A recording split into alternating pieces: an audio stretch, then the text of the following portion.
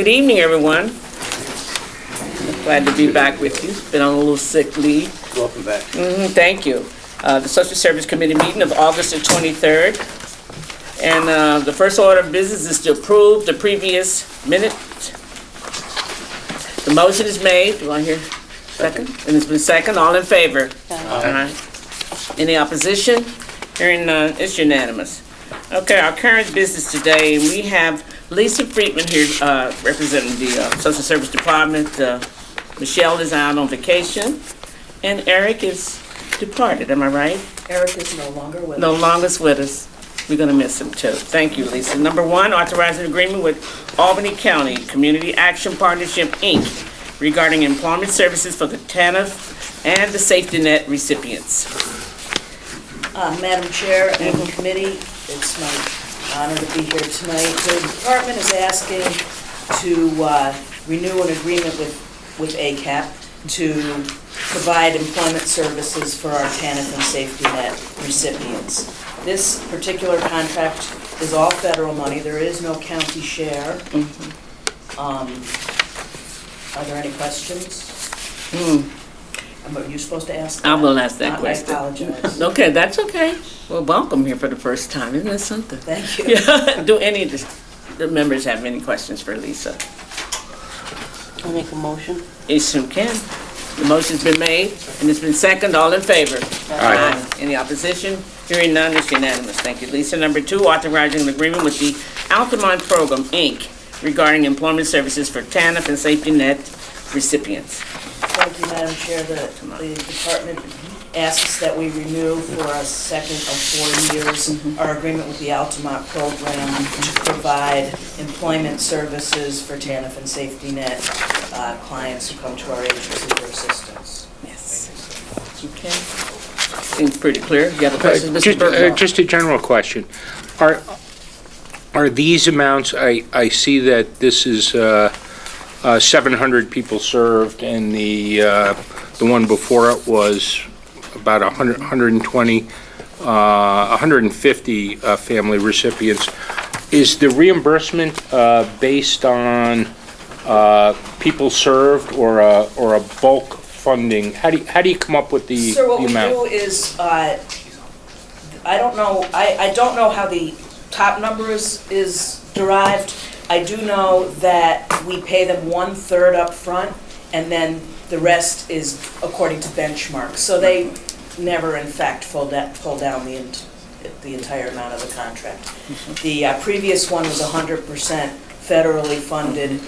There is no local share. This one winds up being about 7.5% local share for a portion of the single individuals. The rest is reimbursed by the Fed. So this is federal aid, sort of not to exceed, but that's the available pot. Yes, sir. Okay, thank you. Any other questions? Do I hear a motion? Motion's made and second. All in favor? Aye. Any opposition? Hearing none, it's unanimous. Number three, authorize agreement regarding household furnishings for eligible public assistance recipients. Lisa. Madam Chair, the department is required to provide resources for clients to purchase furniture at not negotiated, but pre-set forth rates that are set forth in the social services law. We have 4 vendors here. They're listed on page number 3 of this document, and we require that the client shop and pick the least expensive or the best deal from 2 and bring us quotes, and then we authorize. Sounds good. Okay. Any questions? Mr. Bullock. I know that's not part of this, but if an individual client owns a car, what is the limit year and amount that a client is allowed to have? Oh, sir, that varies from program to program. Well, food stamp. Food stamps, I believe, off the top of my head, they're allowed to have a car that's worth $6,000, but $6,000? I can get, yes, That's all? I can bring back the more, I can send the. I'd like to see it, because I don't know. Sure, we can provide that, no problem. Any more questions? Do I hear a motion? Motion's made, all in favor? Aye. Any opposition? Hearing none, it's unanimous. Okay. Authorizing agreement with the Unlimited Care, Inc. regarding the expanded in-home services for the elderly program, ISIP. Madam Chair, this gives us the ability to extend our network of home aid service providers that we can pay through ISEP. There is no additional money involved in this. It's just another outfit that can give us aids to fill the needed hours under ISEP. No dollar value. Do we have any other questions? Do I hear a motion? Motion to accept, it's been seconded, all in favor? Any opposition? Hearing none, it's unanimous. Thank you for coming down, Lisa. It's good Thank to you, it see was you. nice to see you. Okay, good to see you again. Madam Chairwoman, the Commissioner for Children, Youth, and Families has been delayed. She's on her way right now. Oh. Can we move her stuff off to the side and continue? That's completely your call, but I just Okay. respectfully would Well, we like to can do request that. George if you care. Since he's here, okay? We'll Perfect, just thank start you. with Commissioner Brown from the Office of the Aging can do his presentations at this time. We'll go to item number 20, okay? Everyone turn item number 3 to second page, thank you. Good evening, Commissioner. Good evening and welcome back. Oh, thank you. Nice to see you, you're Good- smiling. Good to be back. Welcome everybody else. I'm back here on light duty with this crew. Thanks. Number 20 is authorizing an agreement with the New York State Office for the Aging regarding the Medicare Improvement for Patients and Provider Act grant to enhance the health insurance information, counseling, and assistance program. Well, Commissioner. we've come today to ask for acceptance of the MIPA grant, which comes from the New York State Office of the Aging. It is 100% funded grant. It is also part of the HICAP program, which is another grant that's coming down with us here tonight. It concentrates on the Medicare beneficiaries liable to be eligible for Part D low-income subsidies or the Medicaid MSP savings program. It also provides direct assistance with the emphasis on taking care of seniors in the rural areas of the county. During the past year, this part of the grant, in addition to the HICAP grant, helped us give 665 people counseling and assistance for their medical services. Sounds great. Any other questions? Is it- Who's speaking? Oh, Ms. Cunningham is speaking, excuse me. Is the counseling and information part, is it to provide guidance about what benefits they're eligible for, or is it about different products? This piece, in addition to the HICAP piece, are strictly for people's information. They call in to either someone that's in my office or a provider out there, and we give them, we sit down and talk about everything, and we give them a couple of choices of different plans that they might qualify for, but we do not recommend anything. We just kind of lay the plans out and say, you know, you need to, you can look at these three, or you can afford these 3 or 4 plans. But that ultimate decision is up to the senior. Right, but it gives them guidance on this is what different. Yes, different yes. It gets, sometimes these counseling services can go over an hour, hour and a half. Right. Yes, ma'am. Thank you. Next question from Mr. Bergdorf. Commissioner, I thought I knew all the parts, but I guess I don't. What is Medicare Part D, low-income subsidy? What is Part D? I believe the Part D has something to do with pharmacies, but I can't, Oh, is that the, That's Yeah. the pharmacy benefit. that's, okay. Pharmaceutical products. Okay. yes, and this is just one part of this is an additional part to the HICAP program that we're going to talk about in a minute. Later. Okay. No other questions? Do I hear a motion? Motion's made. Do I hear a second? Second. All in favor? Aye. Hearing no opposition, it's unanimous. The next question is authorizing acceptance of grant funding and an agreement regarding the community services for the elderly program.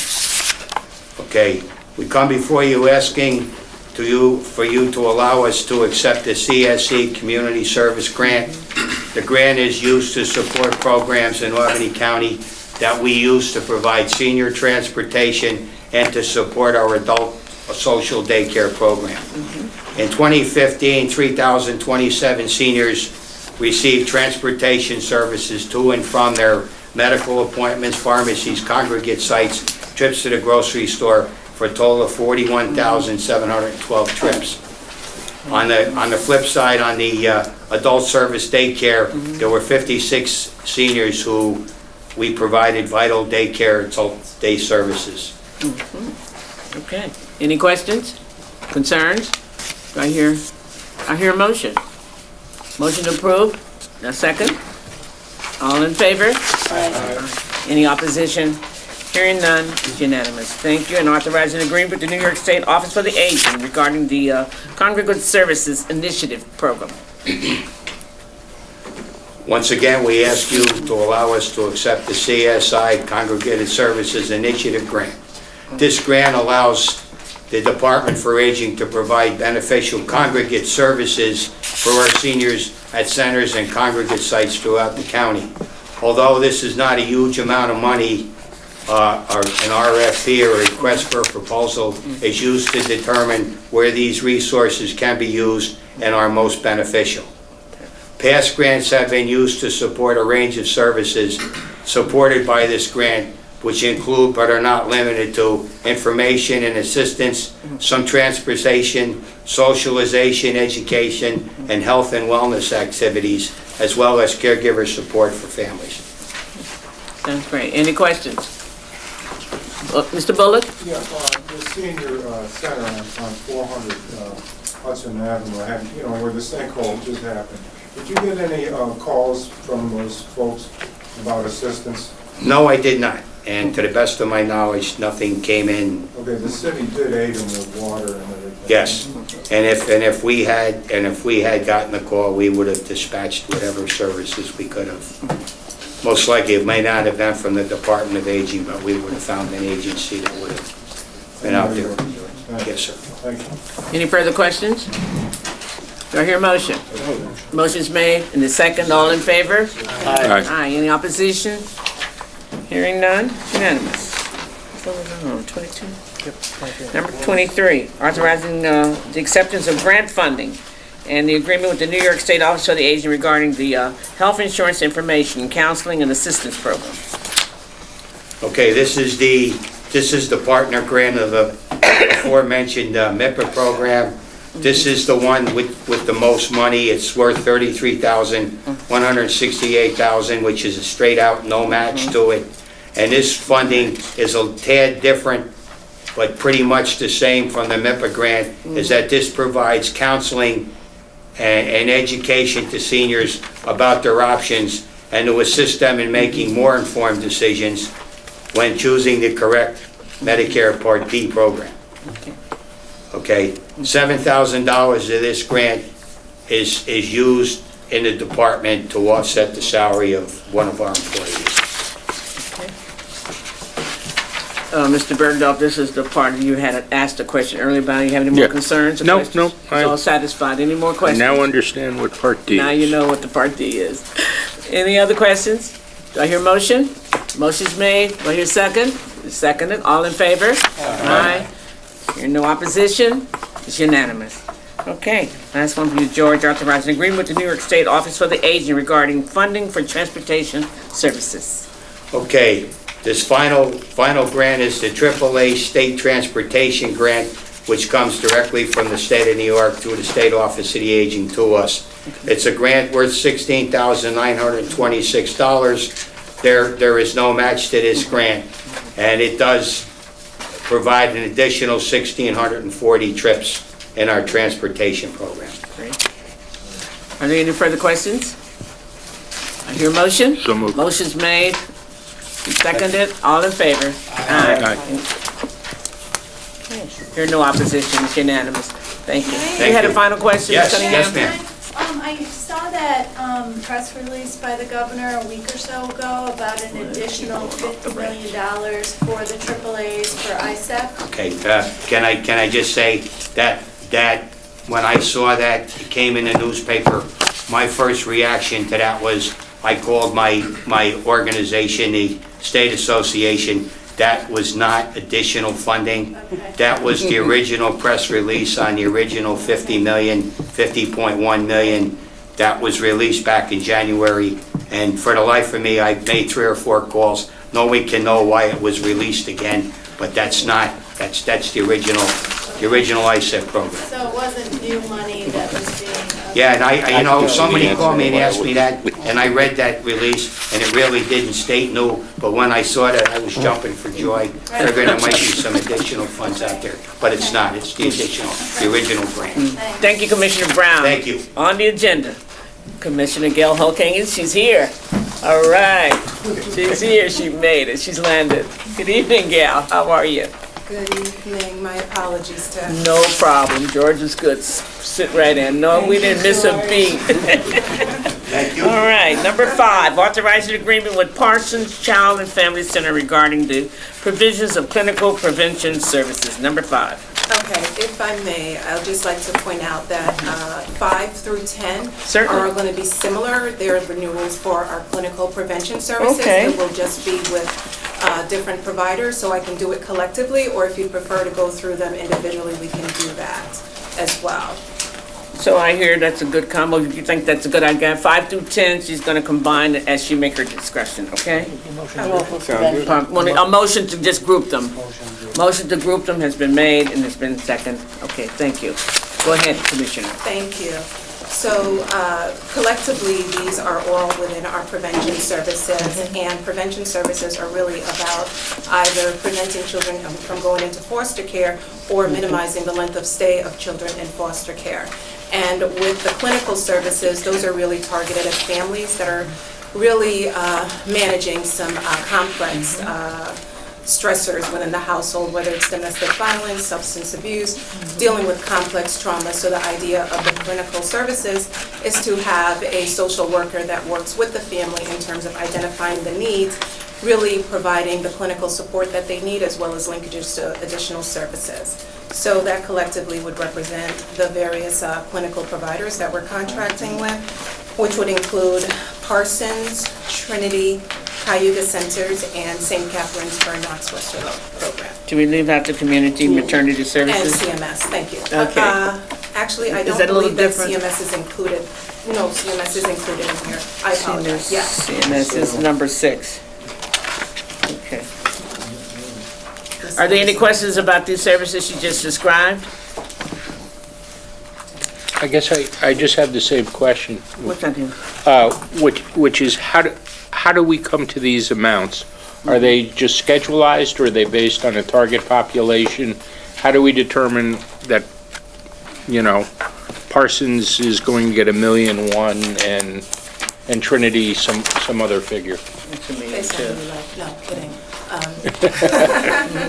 No, actually, we have an RFP process, so in 2015, we released the RFP for prevention services, and based on the proposals submitted, there's a scoring process in terms of eligibility, and these programs, they present to us what number of families they're able to serve and what that budget would be. And so based on the scoring and really looking at the pot of money that we have available, which is a little bit over $6 million, determinations are then made in terms of who receives what funding. But this process starts with the actual entities proposing a budget to us. So, yeah, okay, so it's a professional service RFP? Yes, correct. That's right. Okay, do you get many people that respond to the individual ones? Or Yes, within the prevention services, we have quite a number of agencies that provide. So the ones that are here before you are representative of the ones that were chosen, but it doesn't necessarily reflect all of the agencies that actually applied for funding to provide prevention services. Okay. Excellent. Are there any more If you, questions? I'm sorry, I I'm just sorry. wanted to say, if you are interested in receiving the materials from last year's RFP and all the agencies that actually submitted a proposal, I can certainly submit that information for you. Well, it's kind of interesting because in Public Works, we get a sample of the scoring mechanism so that we can see, that there were 8 bidders, and this is how, for professional services, and this is why we chose this one. And And, we And we did that last year. oh, you did, these are renewals, I'm These are sorry. all It's renewals. not a new Okay. RFP. It's a newbie question, I No, apologize. it's okay, but All again, right, if you newbie. would like that, again, if you would like that information from last year in regards to that, that can be forwarded to you. I'd love to see it, yes, thank you. Thank you, Commissioner.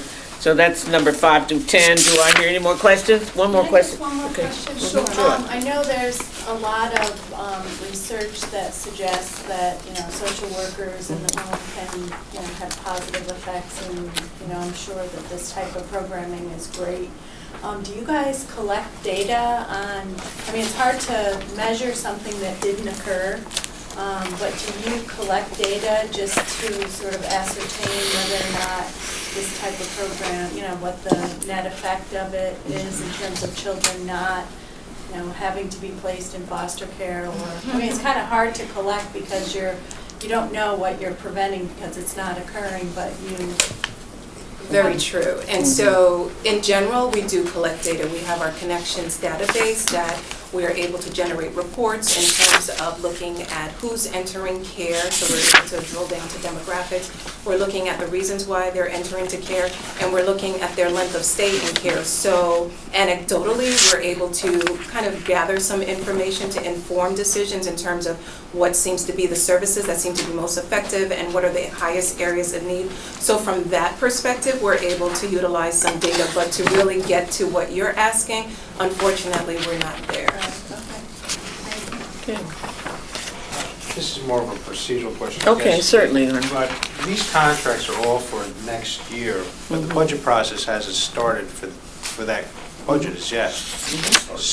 Well, it started, but certainly hasn't been concluded.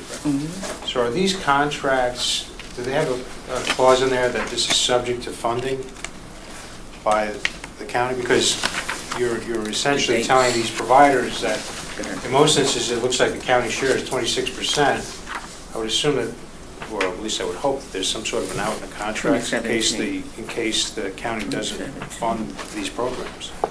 Next year's program. I will say that within the contracts themselves, there is language regarding that it's at the county's discretion whether or not to renew the contracts. As it speaks specifically to what you're asking, I guess I would need to look a little bit more closely. Because in essence, you're binding the county. I guess what I'm saying is there should be an out in that contract in case the county legislature decides not to fund for whatever reason. Not so bad. I don't think it's ever been brought up. The mandate program. These are mandated services. Mandated services. They don't have a choice. Well, Mandated We're services. gonna do it one or the other. but again, it's a situation where the budget hasn't been set, so in essence, you're also, Take it from somewhere else. if there was a change of legislature coming up, then you would have an additional problem in that regard, so they may be mandated, but I would still think that it needs to have some sort of a clause, and it may be in there, just a generic question. But obviously, it's August, and you're setting something up for next January. I'll discuss with the Department of Law. Some answers. Thank you for that. The reasoning for the timing, if that's part of what you're asking, is just wanting to Like it's ensure that we premature to- have contracts in place for January 1st, but I can certainly No, appreciate what you're raising in terms of the language. Fully understand from an operational perspective why you want to get these things in place, but from a legal perspective, it's just a concern that I had. Thank you. Okay, so this request for legislative action can move forward. Do I hear any more questions? Do I hear any motion? Motion's been made, it's been second. All in favor? Aye. Any opposition? Hearing none. That was from number 5 through 10. Number 11, we will deal with now authorizing agreement with Berkshire Farm Center and Services for Youth regarding the provision of juvenile justice prevention services. Yes, again, similarly to the last batch, Mm-hmm. number 11, 10 and 11. 12, and 13 Juvenile are all justice. juvenile justice-related services. So again, we can take them individually or 11, 12, collectively. 13. You're talking about St. Anne's, Berkshire, and, is that Cornell? Cornell Cooperative Absolutely. Extension. Berkshire. I need a motion for the grouping. Link, it's been made. Could you make your presentation, Commissioner? Yes. The seconded, I'm sorry. So the juvenile justice prevention programs are geared towards youth that are interfacing with the juvenile justice system. Yes. And really the idea is to be able to address the behaviors that have brought them to the attention of the system and to provide some skills building, youth development, and really provide some guidance regarding how to be able to manage behaviors with the hope of really them not penetrating any further into the juvenile justice system. And so with these programs, they are targeted at different areas and towards specific age groups. So as with the Berkshire program that targets an older population, and it really provides some parameters in terms of not just skills building, but also around a vocational aspect. So again, it's really providing some options in terms of, as these youths are managing behaviors, really how to be able to assist them in that process and give them some other options, if you will. Thank you. Any questions? Madam Chair, which ones are we grouping together? 11? You got 11, 12, and 13, Okay, okay? okay, I was confused by that, because St. Andrews sorry. were the sexual abuse victims, and the following one is That's sex right. I offenders. think it's 10, 11, 12. Oh, is it 10 and 11? Oh, Okay, that's what I just want to make sure we were, 10, 11, and 12. yeah. Yes. that's what- LaSalle, Berkshire Farm, and Cornell. Thank Okay, you. excuse me. Just want Go ahead. clarification. Any other questions? I'll make a motion. You make a motion? Yes. Any seconded? All in favor? Aye. Any opposition? Hearing none, that's unanimous, thank you. So I'll go now to number 13, right? Okay, number 13, authorize agreement with St. Anne's Institute regarding the provision of preventive services for victims of sexual abuse. Yes, so 13 and 14 are going to They be could be linked? are going Okay. to be interrelated because that speaks 13 to and the 14. provision Okay. of services for those Juvenile sexual offenders. regarding sexual abuse. One program, which is the JSTOP program, is specifically geared towards offenders. And then the sexual abuse clinical services is for those who have experienced sexual abuse. Your motion for the link? Juvenile offenders. Yes, juvenile offenders, yes. You made a motion to link those two, folks? Motion been made, and it's been seconded. All in favor? Okay, Commissioner, please address St. Anne's and Institute's prevention service. Oh, okay, so the number 13 and 14? number 13, which is for the St. Anne's. Sexual abuse. The sexual abuse. This is in regards to providing the clinical services again. So for those who have been identified as a victim of sexual abuse, wanting to ensure that we are providing an avenue for them to be able to talk about what has occurred if they're at that place, or if not, certainly providing with them with some support and resources for managing the abuse that they have experienced. And it's also of benefit not just for the youth, but as well for the families, because that's part of the support that the youth needs as well. And so the families need to be able to be equipped in how to manage and respond to a youth that has experienced sexual abuse. Okay. A question? Yes. What age group is this? Is it through age 18 or? Yes, it is. We had a incident at St. Anne's last week where one of the young clients was messed up by the police, and the police got disciplined for it, which is one of the first times I saw him. That's wonderful. I'm really glad to see it. But at what point do these agencies call in the police on a prevention program? I mean, they can't handle something like that in terms of what St. Anne's did on that incident? All right. So I don't have a lot of detail, so I can't speak to what it was about the incident that St. Anne's felt it rose to the level to contact the police. I can say that following the public release of that information, I was able to ascertain that it did not involve an Albany County youth, so because St. Anne's does take in residents from other counties as well. But as to the circumstances as to why St. Anne's felt that it rose to the level for requiring police intervention, I'm not able to speak to. Thank you. Thank you, Commissioner, because it's still under legal investigation and all. I don't think we should address it here at this committee meeting either. Any other further questions?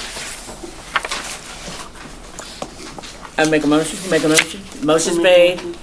And second, all in favor? Aye. Any opposition? Hearing none, the two of those are unanimous. 13 and 14, and number 15, authorize agreement with Berkshire Farms and Services for youth regarding foster care, especially prevention services. Number 15. Yes, thank you. This is, I'm sorry, I'm struggling with the 4 font. But we will manage here. It's okay.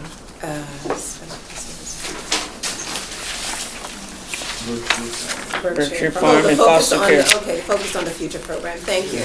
So this is the program I was referencing before, where it's targeted at an older youth population, so we're talking about 14 and older. And again, it's to provide skills building for them, both from a youth development standpoint, but also from a vocational standpoint. So with the understanding, while we're always encouraging youth to follow through with education, understanding that equipping them with vocational skills as well is also of benefit. And so this focus on the future program does that, as well as not only working with the youth, but also working with the caretaker. So if there's a caretaker in the home that's also looking for services to link them with either educational or employment opportunities, this program does help to facilitate that as well. So the idea of focusing on the future, not just the here, but also looking forward. Any questions about the Berkshire Farm program?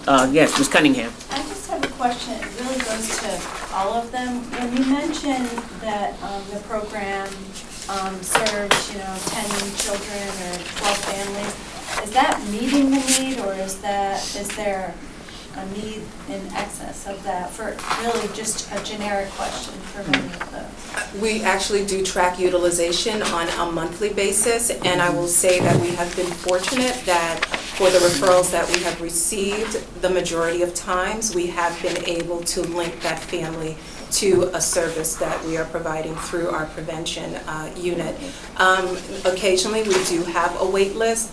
That tends to be with our clinical services because that is the highest area of utilization. But in general, we have been fortunate that we have been able to link a family upon receipt of a referral. Okay. And just one other follow-up. And I also noticed that the credentials of the social workers or the mental health counselors are sort of similar throughout the program. So my assumption is that you may have a clinical social worker who's handling multiple cases throughout these different types of programs. And what does a typical social worker have as far as a caseload? So the agencies really structure that, and the way that they usually manage that, if you will, is in addition to having a clinical social worker, there'll also be an assigned case manager. So that allows the clinical social worker to really focus on the clinical aspects, and the case manager can then do the other roles and responsibilities, if you will, in terms of linkages to services and things along those lines. And what kind of credentials does the caseworker have to have? The case manager is usually looking at least at a minimum, a bachelor's level. Okay, thanks. You're welcome. Any further questions? I have one that actually Bergdahl. goes back a little bit. Go back where? It goes back to 14, but it's kind of just like kind of a follow-up on Joanne's Question about question. St. Anne's Institute and the Yeah, service providers for the... Yeah, this one's a little different because basically you're working with youth who have had problems. They were not victims, they were... They've been identified as the offender. Yes. But I would say that sometimes those who are offending have also been victims themselves. Okay. I realize that, and it says this program will serve 10 youth. Is our experience that these people come out of these programs successfully, or is there, do you track recidivism? Not specifically tracking recidivism, and I would say that because a lot of them are youth, you know, in terms of being really able to determine down the line what the propensity for recidivism is going to be, I don't know that we've had the length of time to really identify that. I think when they're youth, there is a little bit more ability to kind of provide some structure and parameters, but certainly as they get older, that lessens. And so really, if you're talking about a youth that has received the services in the JSOP program, that then comes to adulthood, and whether or not they reoffend, that level of data we don't have available. You don't have, but I mean, if you have someone referred to you at age 12, through the years between 12 and 18, I mean, do you see them on a continuous basis, or is it term-oriented, or how does someone come into the system, and how long do they stay in this program? Our services from prevention, a minimum is 6 months, and then every 6 months we are looking at the services and assessing the progress of the youth and families with the services. With the JSOP program, again, because there really is no, you can't really put a time frame in terms of the rehabilitation. We assess on a regular basis, on a consistent basis, how they're progressing and whether there's a need for continued involvement with the services. Okay. Is this one where you're at saturation with 10, or does... Actually, the 10 we found is a good number. We kind of waver between 8 and 10 in regards to utilization. Thank you. There's no action on this. This is just a question of a prior entry, okay? So we move right along to number 16. Oh, we didn't have a motion on that. I'm sorry, make a motion in second. In second, all in favor? Aye. Don't do that anymore, you get me confused. Number 16. This is a mandated New York State program authorizing agreement with foster care providers. Number 16.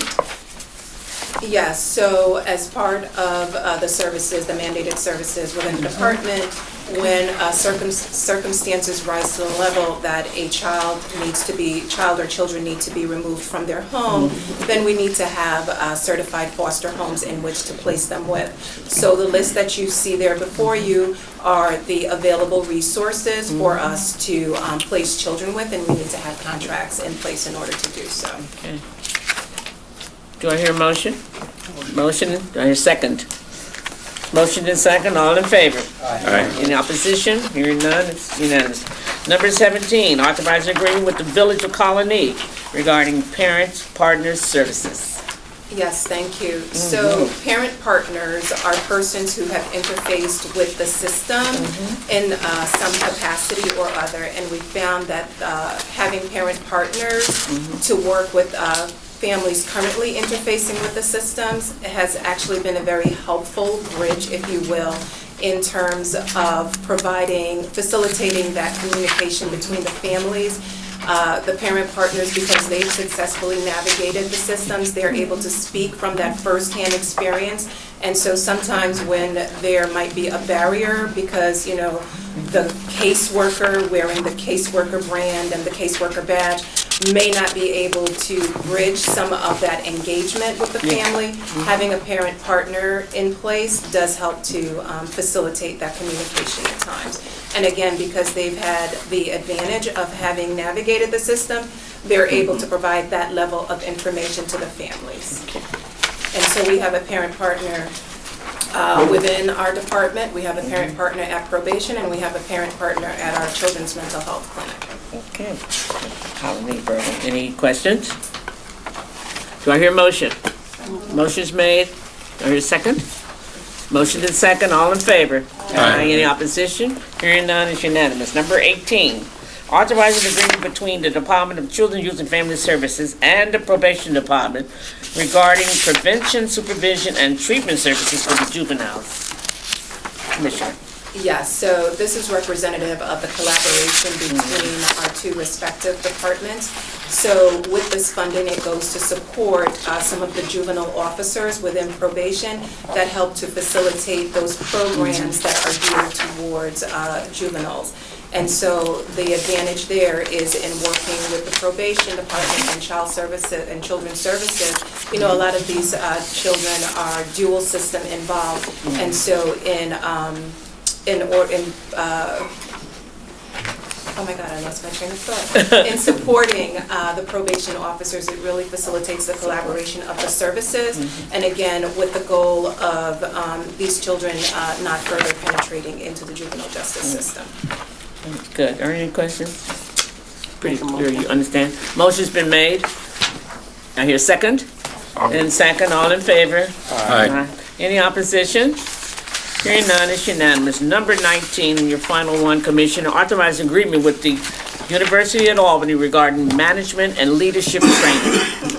So this is actually for our staff. For you and your staff, great. Yes, so we do contract with SUNY in order to develop training programs throughout the year for staff. You know, as we talk about some of the programs and services that the department provides and the families that staff are interfacing with, it's really important that staff feel that they have the necessary skills and the access to trainings in order to enhance their ability to really manage what are some very complex circumstances that they're dealing with. So throughout the course of the year, there is trainings that are targeted towards our administrative team, and there are also trainings that are targeted to our supervisory, managerial, as well as line staff. Sounds good. Any questions, concerns? I hear a motion. Motion's made and then seconded. All in favor? Aye. Any opposition? Hearing none, it's unanimous. Thank you very much, Commissioner. And do I hear a motion to adjourn? So moved. Thank you. Thank you. Unanimous. Okay. Thank everybody for coming.